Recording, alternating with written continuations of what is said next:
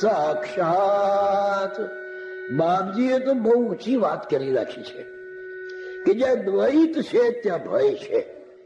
આ મારું અને તારું આવું જે આવ્યું એટલે ભય આવ્યો, મારું લઈ જશે, એનું બદલી લેશે, આવું ભય લાવ્યો.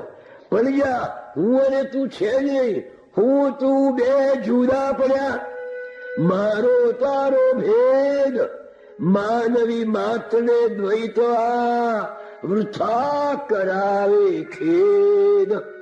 માનવ માત્રને ખેદ કરાવનારી જો કોઈ બાબત હોય તો તે દ્વૈત છે. હા, માટે સનાતન સૌખ્યને પામવું હોય તો અદ્વૈતામૃતનું પાન કરો. જ્યાં અદ્વૈત છે ત્યાં અભય છે, જ્યાં દ્વૈત છે ત્યાં ભય છે. પણ આવી મજાની વાત એ બિચારા ચોર શું સમજી શકે? એટલે બીજા ડાકુએ ધીમે રહીને પૂછ્યું કે બાવાજી, ધારો કે બે જણા આવે, એક જણ તમને બરાબર પકડી રાખે અને બીજો લાકડીને ઝૂડ ઝૂડ કરે તો તમે શું કરો? એટલે અવધૂતજી હસતા હસતા ઊંચે સ્વારે બોલ્યા, હજુ સુધી તો કોઈએ હાથ ઉગામી આમ મુજને પીટવાની અરે કરી નથી. હામ ભાઈ, હજુ સુધી તો કોઈએ એવી હિંમત કરી નથી. પણ તમારે જો આજે કરવું હોય તો તમે બે જણા છો, એક જણ મને જારી રાખો અને બીજો આ દંડો રહ્યો મારી પાસે, તમારી પાસે છે, એ દંડા વડે મને ટીપી જુઓ અને પછી એકલો હું શું કરું છું એ તમે જુઓ. આવી જે અંતરના જે શબ્દો કહ્યા ને, સુણી જાય અવધૂતનો ખમીરવંત પડકાર, છડી ઉઠ્યા બે ચોરતા અને પામ્યા ભય અપાર. જ્યાં સદવૃત્તિ છે ત્યાં દુર્વૃત્તિ હંમેશા પરાજય પામે છે, ભય પામે છે. પેલાનો નશો ઉતરી ગયો કે બાવાજી વિફર્યા, ભાગો નહીં તો આપણને મારી નાખશેલા. અવધૂતજીની ધાક બહુ લાગતી. પ્રભુ તો એવું હતું, શિમરી કહીને નજીકના ગામ છે, ત્યાંના એક દયાભાઈ કહીને પટેલ મને વાત કરે કે ભાઈ અમે ઓકડો લેવા એમની પાસે ગયા. એક દાડો બે જણા હતા, કોઈકે કહ્યું કે આ નારેશ્વરનો બાવો ઓકડા આપે છે. અમે બે જણા ગયા, સીધામાં જેવો પગ મૂકીએ છીએ અને બાપજીએ બૂમ પાડી, મોદી પેલો મારો દંડો લાવ, આ લોકોને આંકડો આપો. અને એવા જ જે નાઠા દયાભાઈ કે છે, એક લીલોળ વગર અમે ઉભા નથી રહ્યા. મારે તો કાસડો પંચોમાં નીકળી ગયો અને એવા નાઠા અમે. આટલી બધી ધાક લાગે મોડેલી. એ એવો મહારાજ હતા. એટલે એમનામાં આવી પ્રભુત્વ હતું કે ભલભલી દુર્વૃત્તિઓ ત્યાં આગળ શાંત પડી જાય. આશ્રમની બહાર જતા રહ્યા, બે ઘોડા બાંધેલા હતા, એના ઉપર બેસીને ચાલવા લાગ્યા. પણ એવા વાંધણા થઈ ગયા ને કે આખી સ્થાનની પ્રદક્ષિણા જ કર્યા કરે, રસ્તો જ જડે ના. અને ચોર લૂંટારો બિચારા સવારમાં જયારે પ્રાતઃકાળ થયો ત્યારે ખ્યાલ આવ્યો કે હજુ તો આપણે નારેશ્વરમાં જ છીએ. એવા ગભરાયા, વહેલા વહેલા નાઠા. સાયરથી પેલો પૂજારી ભગવાન શંકરની પખાલ કરવા આવતો હતો, એને આ બે ચોર જોયા. એ તો એવો ગભરાયો કે ના પૂછો વાત. એટલે બાપજીની પાસે આવ્યો. બાપજી અહીંયા કોઈ આવ્યા હતા? હા, બે જણા આવ્યા હતા પણ ગભરાઈને નાસી ગયા. પેલો લલ્લુરામ મહારાજ તો ગભરાઈ ગયો.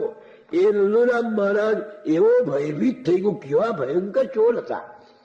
અને બાપજીએ નસાયા લીધા, જરૂર આ કોઈ એ છે. એટલે વહેલા વહેલા ગામમાં જઈને ખબર કરી કે જાણો છો, નારેશ્વરના બાવાએ તો બે ચોરને વધરા બનાવી દીધા અને ત્યાં ફર્યા કરે. આવી રીતે ચાલ્યા કરે. એટલે ધીમે ધીમે અવધૂતજીની ધાક આજુબાજુના ગામમાં થવા લાગી. અવધૂતજી તો પોતાને એમાં સમજ કર્યા છે. એ વાત પેલા કેશવલાલ શેઠે જાણી કે રાત્રે ચોર આવ્યા હતા બાપજીને આ પ્રમાણે સતાવ્યા હતા. એટલે કેશવલાલ શેઠ આવ્યા કે બાપજી એક પઠાણ રાખીએ અથવા તો ગુરખો રાખીએ કે જે રાત્રે ચોકી કરે અને આપણે કોઈ હેરાન કરે નહીં. આ વાત સુનીને બાપજી ખૂબ હસ્યા કે કેવી વાત તમે કરો છો? શું ગુરખો ને પઠાણ મારા શરીરની રક્ષા કરશે? શરીર નો ભય હોત તો છોડીને ઘરબાર શા માટે આવત હું અઘોર વનમોજાર. જો મને શરીરનો ભય હોત તો મારું ઘરબાર છોડીને આવા ભયંકર વનમાં શું કરવા આવે? ભાઈ, જે દિવસથી મેં મારા ભાઈને, મારી માતને, મારા ઘરને, બારને છોડ્યા તે દિવસથી મારું શરીર મેં ગુરુ મહારાજને સોંપી દીધું છે. એટલે મને તો કોઈ રક્ષા કરે એવો નથી, એ જ મારી રક્ષા કરશે. અને ભાડુતી ગુરખો મારા શરીરની રક્ષા કરશે? કેવી વાત કરો છો? ભગવાન રક્ષા કરનારો છે, માટે મારે ગુરખો કે પઠાણ કોઈની જરૂર નથી. જેની પ્રભુને લાગશે કે જરૂર નથી આ તન, તેની લાખ કરો તમે તો એ કરશે પતન. ભગવાનને લાગશે કે અવધૂતના સ્થૂળ શરીરની હવે જરૂર નથી, એ દિવસે રહી જશે. માટે તમે ચિંતા ના કરશો. પૂર્વના ઋણાનુબંધ પ્રમાણે એકબીજાને મળે વટે ઘટે મને ભગવાનનું ભજન કરો અને આવો વિચાર કરશો નહીં. એટલે શેઠે આનંદ થયો. પેલા ડાકુઓને ભગાડ્યા એવી વાત લલ્લુરામ મહારાજે ગામમાં મીઠું મરચું ભવડાવીને કરી. એટલે ગામ લોકોની જે ગ્રામ સહજ અજ્ઞાનતા, આજથી 60-70 વર્ષ પહેલા અને 80 વર્ષ પહેલા એ પ્રદેશ આખો અત્યંત પછાત હતો. એટલે બધા લોકો તો આશ્ચર્ય પામી ગયા કે આ બાવો કેવો છે. એટલે મનમાં ને મનમાં બાપજી વિશે શંકા કરતા હતા. કોઈ કે છે આ CID નો અમલદાર છે, હા જોજો જતા. કોઈ કે છે કે બાવો વેશ ધરીને આવ્યો છે. જો કોઈની પાસે લોટ માંગવા જતો નથી, કોઈની પાસે કશું માંગતો નથી, પૈસાને સ્પર્શ કરતો નથી. સાધુ હોય તો ગામમાં સીતારામ કરવા નીકળે, આ તો તે નથી કરતો. અને એને મળવા માટે શહેરના મોટરો લઈને અમદાવાદ ને મુંબઈ જેવા શહેરોના મોટા મોટા લોકો આવે છે. માટે ભાઈ, આ બાવાથી ચેતતા રહેજો. આ કોઈ જાસૂસ છે, CID ઓફિસર છે, અગર ગમે તે છે. એક તો હશે. માટે ખાદીની ચાદર અને એક તો ખાદી પહેરે, અંગ્રેજીનું જ્ઞાન, પેલી ટપાલ અંગ્રેજીમાં આવે. એ બધા વિચારમાં પડી ગયા. સહજ સુગડતા શહેરની લોક કરે અનુમાન. એટલે અનુમાન કરવા લાગ્યા કે આ જરૂર કોઈ ભેદી છે. માટે એની સામે ચેતીને ચાલજો ભાઈ. કરે ગ્રામજનો બધા શંકા કુશંકા આમ, પણ આ અવધૂત ખુદ કોણ છે એ તો જાણે રામ. રામ જાણતો હોય કે અવધૂત કોણ છે. આવી રીતે આ ગામડાના આજુબાજુના લોકો અવધૂતજીને માટે રહસ્યનો જાળો ઘૂંચવવા લાગ્યા.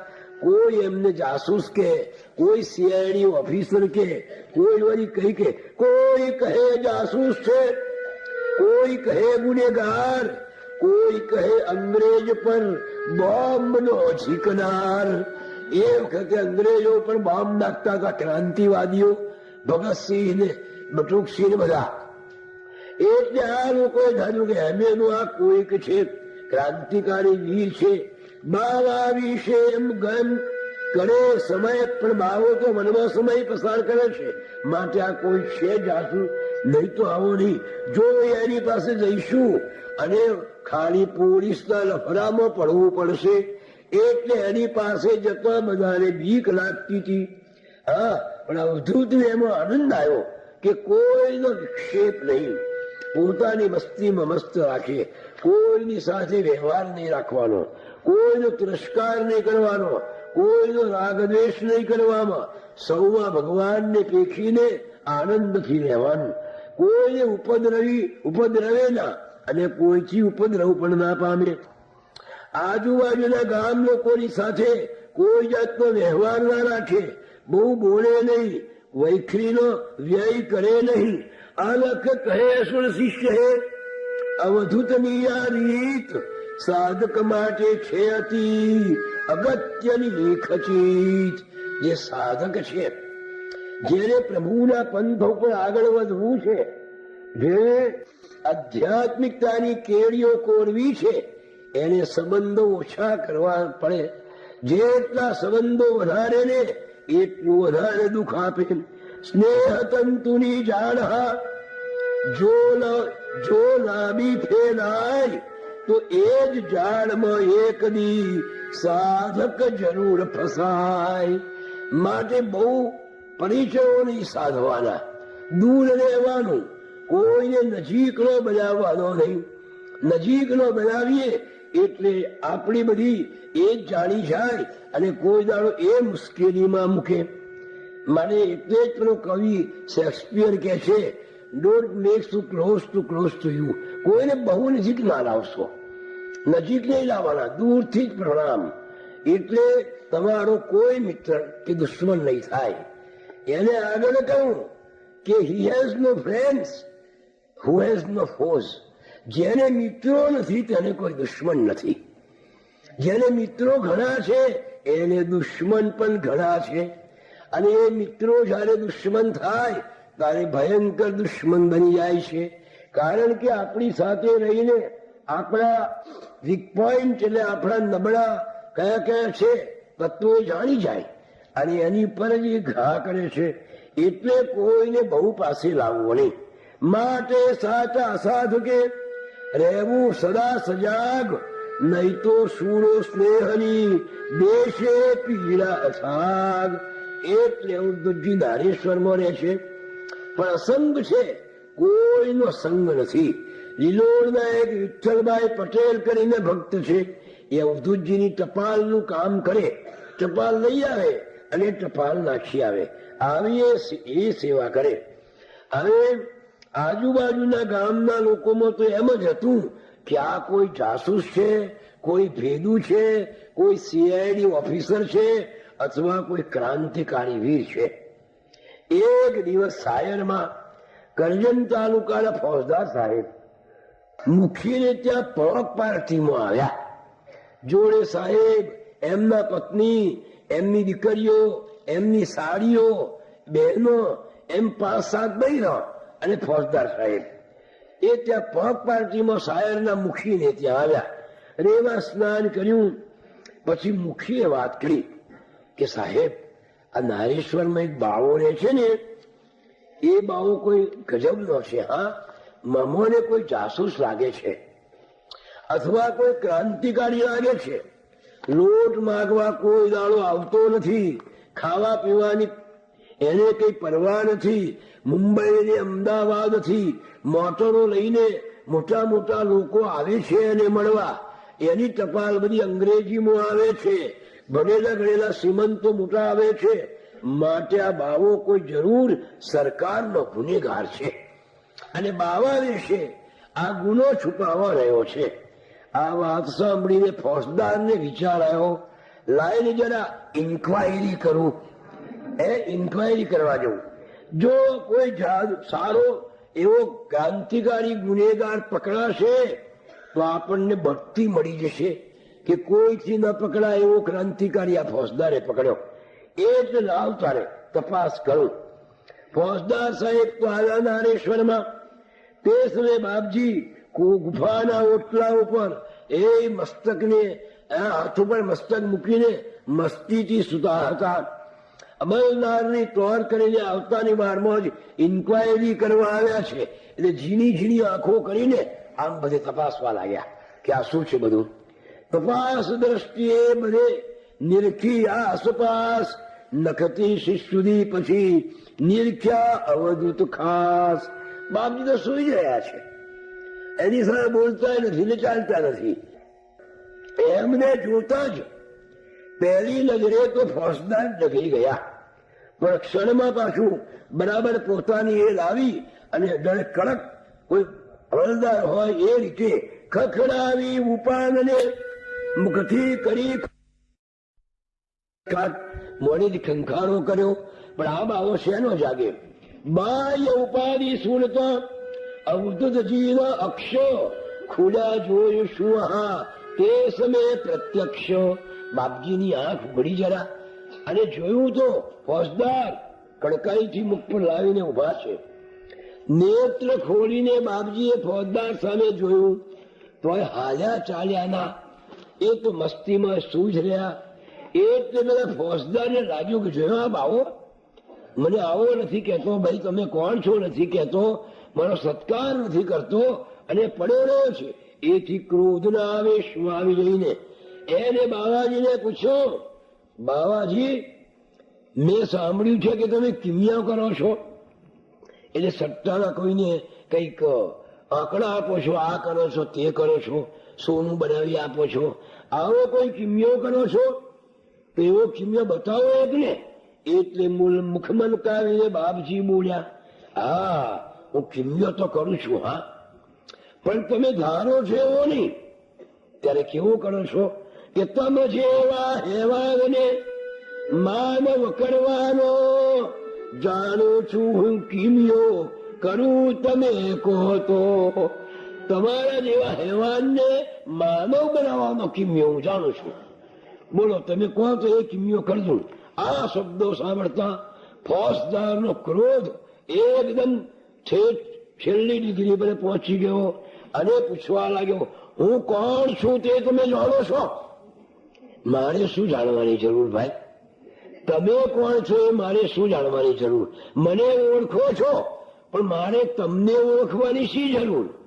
જેને મારે ઓળખવો છે એને મેં ઓળખી લીધો છે. હવે મારે બીજા કોને ઓળખવાનો હોય? આ વાત બાપજી કરી પણ શું સમજે અજ્ઞાનએ સંતની આવી વાત.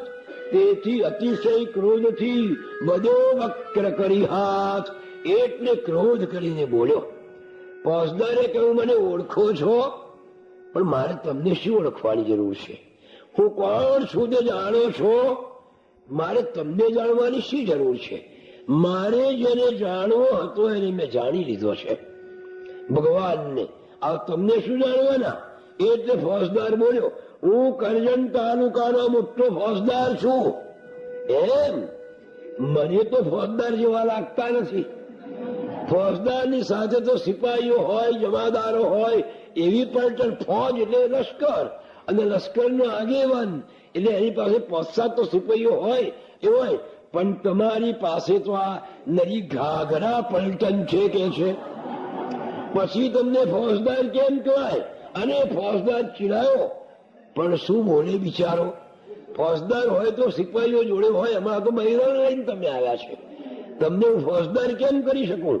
આ બોલ સાંભળીને ફોજદારને રીસ તો ચડી પણ એને જોયો એનું વ્યક્તિત્વ ફોજદાર ડગરી ગયો. એટલે બાપજી ધીમેથી બોલ્યા, હું મારી મેળે મસ્તીથી અહીં પડ્યો છું. શુક્રવાર આવીને મારા આનંદમાં વિક્ષેપ બધા નાખવા પ્રયત્ન કરો છો. જગતની ઝંઝાળ છોડીને હું જંગલમાં આવ્યો તો જંગલમાં તો મને જરા જંપવા દો.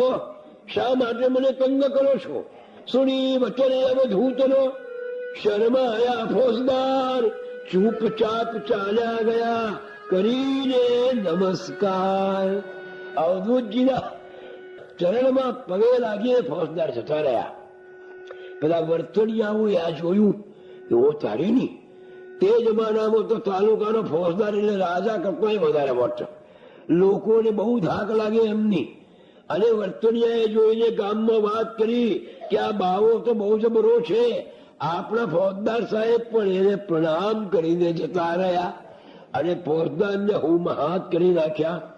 એટલે લોકોને શંકા વધારે થવા લાગી કે જરૂર આ કોઈ ભેદું માણસ છે. એટલે અવધૂત ઘણી વાર કહેતા કે હું જ પોતે કોયડો છું, મને જ નથી સમજાતો હું તો તમને કેવી રીતે સમજાય? આવી રીતે દિવસો વીતવા લાગ્યા. ધીમે ધીમે સમાધિના મધુરો આનંદ અવધૂતજી લેવા લાગ્યા. એટલે વિચાર કર્યો કે હવે સમાધિમાં જ વધારે મસ્ત રહેવું છે. આ જમવાનું બનાવવાની, ભિક્ષા બનાવવાની ખટપટ છોડી દેવી છે. એટલે દાસ કાકા આવ્યા. એમને ભગવાને અવધૂતજીએ વાત મૂકી કે જુઓ, આવે બધું તમે લઈ જાઓ, મારે કઈ જોઈએ નહીં. એક તોસલાનું સિક્કું બનાવી આપો. હું દર રવિવારે અને ગુરુવારે બહાર નીકળીશ. ત્યાં સિવાય મારા ધ્યાનમાં જ રહીશ. એ રવિવારે તમારે આવવાનું. રવિવારે તમે જે કઈ કોરી ભિક્ષા લઈ આવો, ભાખરી લાવો, પૂરી લાવો, ઢેબરું લાવો, મઠિયા લાવો, જે લાવો તે એ બધું આ સિક્કામાં મૂકી દેવાનું, દૂધનું બનાવીને, અને સિક્કું ઉપર ટાંકી દેવાનું. તે રવિવારે આવેલી સૂકી ભિક્ષા ગુરુવાર સુધી ચલાવવાની. એ સૂકો ભાખરો હોય કે રોટલો હોય કે ઢેબરા હોય, તે રવિવાર સુધી ચલાવે. અને રવિવારે જે ભિક્ષા આવે આવી તે ગુરુવાર સુધી ચલાવે.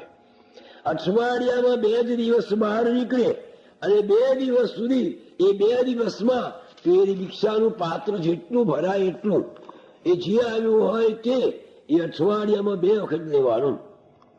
ગુરુવારની રવિવાર સુધી ચલાવવાની અને રવિવારની ભિક્ષા સુધી ચલાવવાની.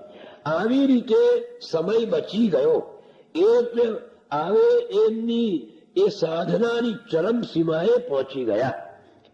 હવે બાપજીના પ્રત્યે ગ્રહસ્થો કરતો આજુબાજુના જે થોડાક સાધુઓ હતા, એ સાધુઓને બહુ ઈર્ષા આવતી હતી કે આ બાવાએ તો અમારો ભઠ્ઠો બગાડી નાખ્યો. જેમ કેમ કે ધારેશ્વર મહારાજ તો કઈ પૈસા નથી લેતા અને તમે શેના પૈસા લો છો?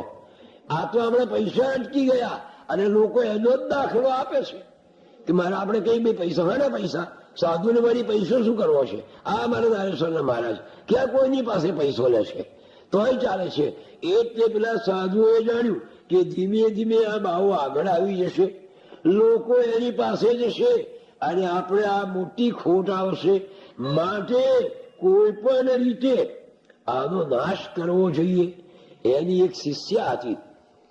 એ શિષ્યા એ પણ નકામી ભાઈ.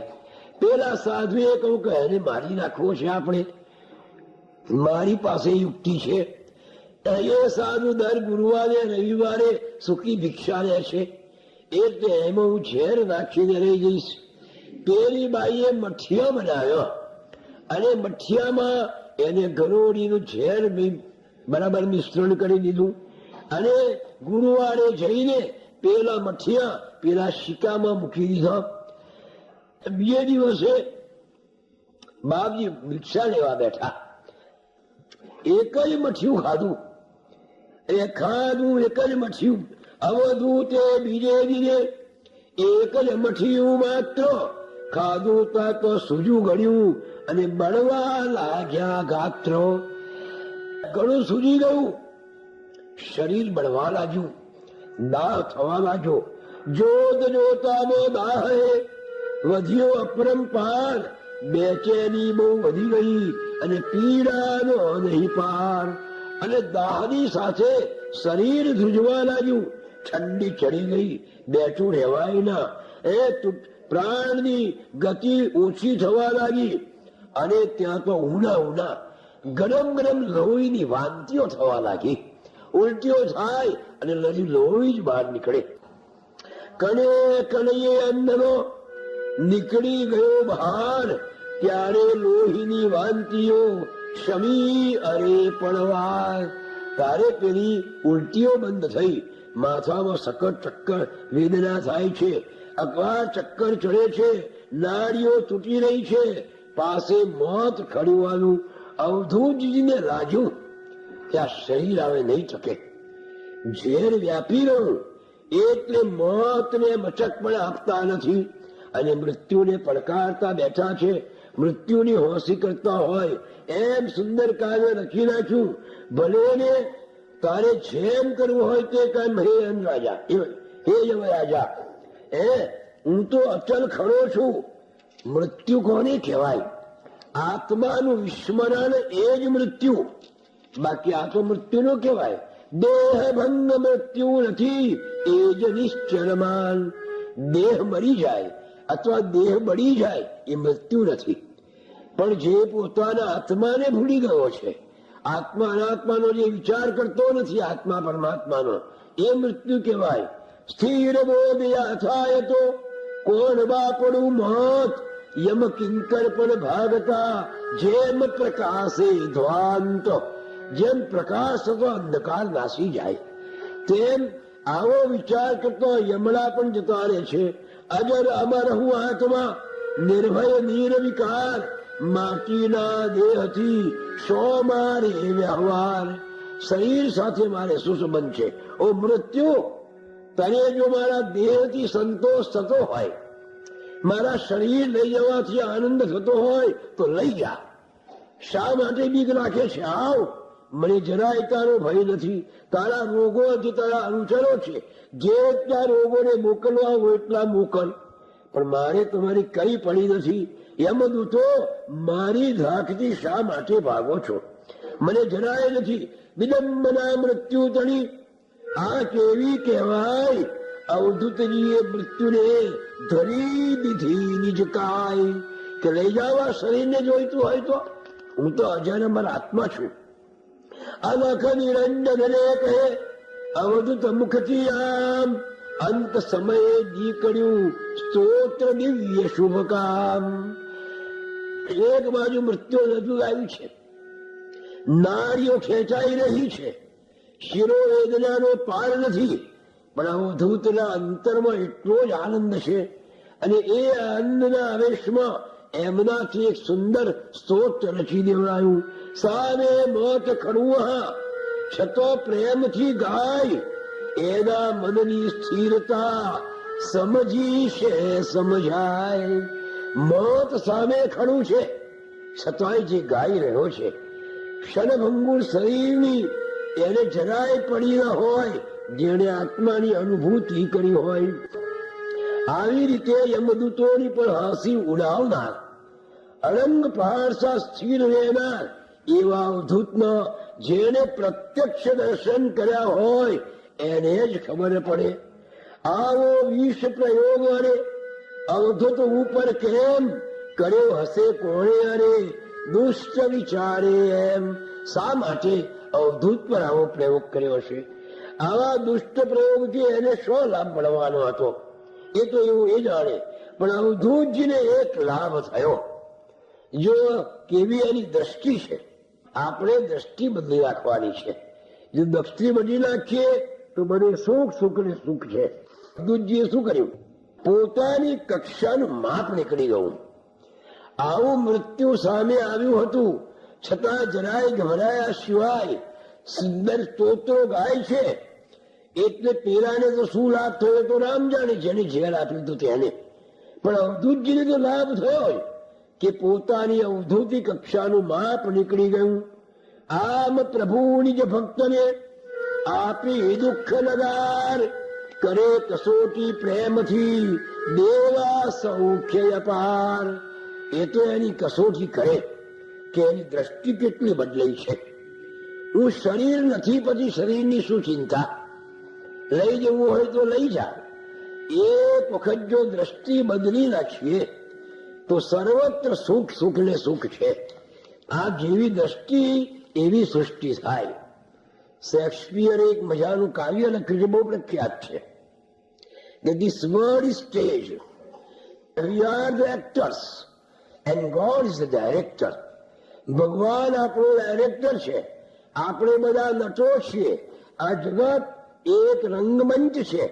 એમાં we have to play our part according to God's will. ઈશ્વર આપણને જે પાત્ર આપે એ પાત્ર આપણે ભજવવાનું છે. સારું વાક્ય છે, નાના કહેવાય, પણ એના કરતોય સારી ભાષામાં આ તો અંગ્રેજો આવ્યા પછી આપણું માનસ કેટલું બધું ગુલામનું બની ગયું. તે એમનું એટલું સારું. આપણો છોકરો કોલેજમાં જાય અને શેક્સપિયરનું આ વાક્ય વાંચે તો શું લખ્યું છે શેક્સપિયરે, શું લખ્યું છે શેક્સપિયરે. અને આ શેક્સપિયરના કરતોય પણ અતિ સુંદર સરળ રીતે આપણા એક ગુજરાતી કવિ જે 1500ની સાલમાં થઈ ગયો, એ શેક્સપિયર પણ 1500માં, એ કે ગુજરાતી ભણેલા નતા, અંગ્રેજી ભણેલા નતા, છતાં એને ગુજરાતીમાં આ જ વિચારો કે ભાઈ દુનિયા એક રંગમંચ છે, આપણે બધા નટો છીએ, ભગવાન નટનો મેનેજર આપણો આગેવાન છે. એ જે પાત્ર આપણને આપે એ આપણે ભજવવાનું છે. અને છેલ્લે એક વાત તો એને ઘણી સારી લખી, બિલકુલ ગીતાજીનો જ અનુવાદ માની લો. એને શું લખ્યું કે ઓનર્સ એન્ડ ડિસગ્રેસ અથવા dishonours from no condition rise, but act well your part, there all the honour lies. કે ભાઈ માન અને અપમાન એ પરિસ્થિતિમાંથી જન્મતું નથી, પણ તને જે પાત્ર સોંપવામાં આવ્યું છે, તને જે કાર્ય સોંપવામાં આવ્યું છે એ સારી રીતે ભજવ, એમાં જ તારું કલ્યાણ છે. અને એ જ વાત કૃષ્ણ ભગવાને ગીતામાં ગાઈ છે કે સ્વે સ્વે કર્મેન્યભિરક્ત સંસિદ્ધિ લભતે નરઃ. પોત પોતાના કર્મમાં જ રત